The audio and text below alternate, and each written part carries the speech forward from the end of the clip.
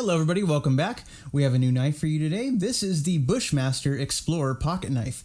And so a Bushmaster is a brand that you commonly associate with firearms, so to see it on a knife is already kind of a little bit shady.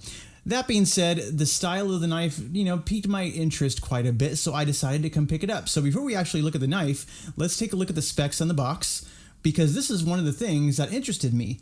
So number one, we have a ball bearing axis lock mechanism. So they openly state this is an axis lock knife. And while we know that the patent on the axis lock is now open for use for all knife makers to use, it's no longer owned by Benchmade.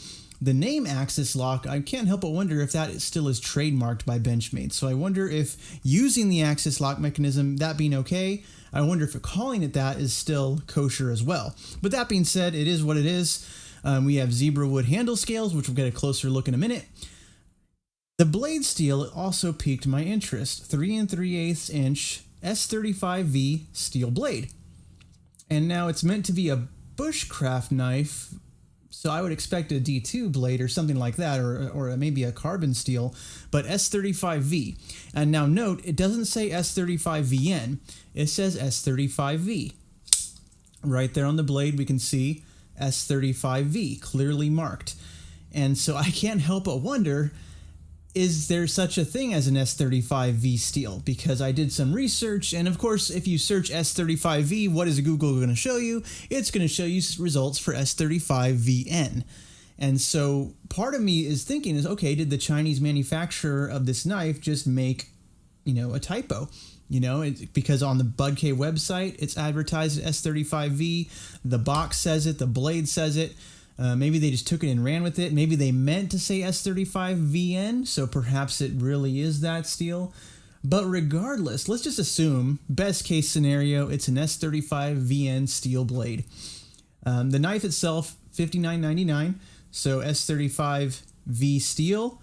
We get an axis lock mechanism. And it's a so-called bushcraft knife. So let's go over some of the positives and negatives of this blade. And of course, the positives first. If you look at these zebra wood handles, they are absolutely gorgeous. Love them. Take a close look at that pattern, at that grain. They did a pretty good job making those.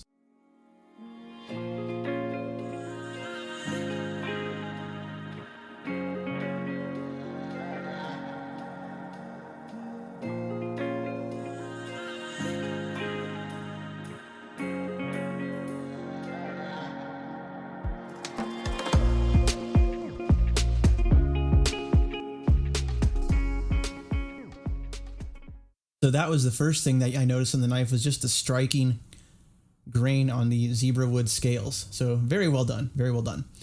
The axis lock mechanism is actually fairly well done itself. Right out of the box, it's very snappy, very quick to deploy, easy to open, easy to close, like you would expect from any, well worn in Benchmade knife. So that's pretty good as well.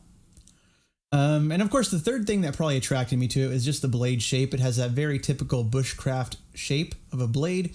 They even did the two-tone finish, so we have the flats with the black coating and the grind lines highly visible on the grind. So very nice shaped blade. Backside here, we just have some China markings, because of course this is made in China.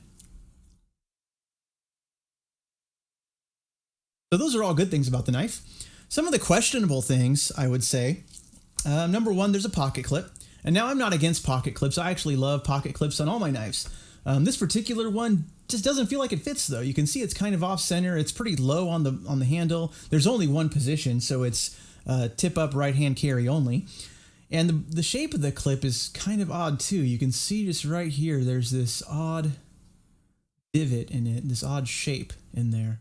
It is deep carry, so no issues there, but this odd shape, because when you hold this knife, it's not a huge knife, it is a folder.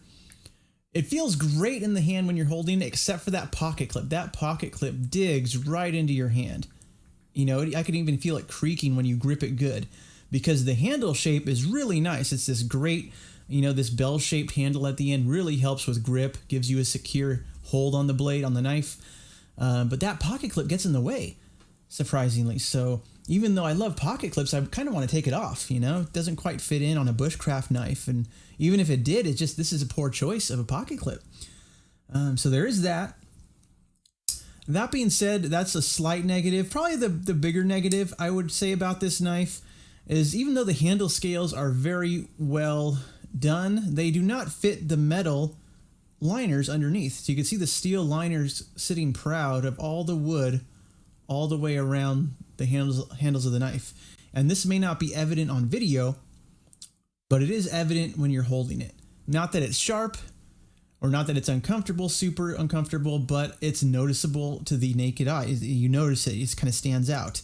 So I can't tell if they did that on purpose as a design feature, probably not. The liners being a little bit sharp though, there was a piece of liner right down in this area that I had to use a file because it was sharp steel poking out. So that just kind of shows, you know, steps cut in the manufacturing process. And that being said, for the price, you know, it is not a cheap knife. You know, if the steel is as advertised, S35V or VN even, I think that's a good deal for what you're getting here. You're getting an axis lock knife with an S35 VN blade. The brand name, of course, is sooo. Bushmaster is generally more known for rifles. So generally when you see a gun company on a knife, you know it's going to be something not quite exciting and not quite high quality. But in this case, you know, there are pluses and minuses. I can't really recommend wholeheartedly this knife because I'm not upset that I bought it, but it just happens to be a little underwhelming. So I think the best use case for this would be to take off the pocket clip, put a nice lanyard on that lanyard hole in the back, and use it as an outdoors knife. I would not beat on it. You know, the axis lock is strong. We know that. But questionable quality here. No side-to-side play, a little up and down play. And just the fact that there is any play at all, you know, leads me to believe that it's not all it's cracked up to be. Centering is good. I always love the knives I buy, and I think most of us do. We always try and look at the bright side, even when we know we made a poor purchase. And of course, there is a bright side here. I love the scales. I love just the shape of the knife overall. Look at that gorgeous knife. Very nicely done. But that being said, let's take a look at the weight. We have a small bushcraft knife here, and we are coming in at 3.84 ounces. So let me grab some comparison knives so we can check out the size comparisons. So we have the Bushmaster Explorer bushcraft knife. We do have a Kershaw, so very similar in size to that. Another fairly heavy use knife, the ZT-0350. So a couple of comparisons there, size-wise.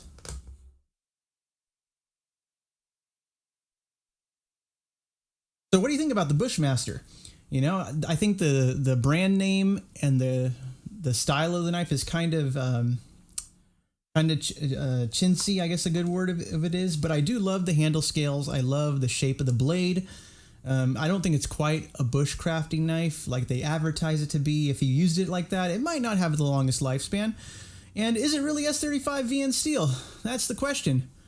I would be more lended to believe it's either D2 or worst case, it was more likely an 8CR 13 or 14 MOV.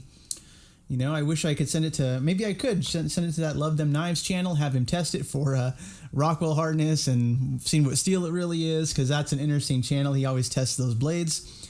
But again, really, to me, a nice looking knife, maybe not the best value if you're looking for a legitimate bushcrafter with a stainless steel blade. So give me your comments below. What do you think about the Bushmaster? Hope to hear your comments soon, and I'll try and reply to them, but thanks for watching. Bye-bye.